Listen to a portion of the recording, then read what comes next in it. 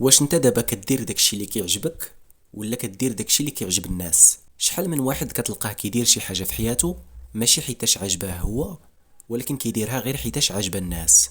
مثلا شي واحد كتلقاه خدام شي خدمه، فهو ما عجباهش هذيك الخدمه، ولكن كتلقاه خدام فيها غير حيتاش اقترحها عليه شي صاحبه او اقترحها عليه شي واحد في العائله. فكتلقاه هنايا هو ما خدامش في الخدمه اللي عجباه، ولكن غير كينفذ الفكره ديال صاحبه او ديال شي واحد من العائله ديالو.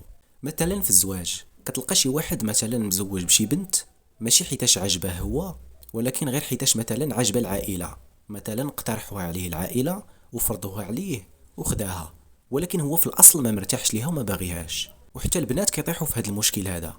هاد النوع من الاشخاص كتلقاه ضروري الا بغى يشري شي حاجه ولا يدير شي حاجه، كتلقاه ضروري خاصو ياخذ الاراء ديال الناس، ضروري خاصو يتشاور مع الناس. فإلا قالوا ليه الناس دير كيدير، قالوا ليه ما ديرش ما ديرش. كتلقاه ما عندوش شخصيه، الناس هما اللي كياخذوا ليه القرارات في حياته. وهنايا كيولي عايش الحياه اللي بغاو الناس ماشي الحياه اللي بغا هو.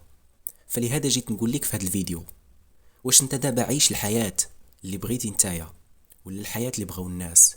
واش الافكار والقرارات اللي كتاخذ في حياتك هي ديالك ولا ديال الناس؟ سول راسك، وقتاش غادي تبدا دير داكشي اللي كيعجبك انت ماشي اللي كيعجب الناس؟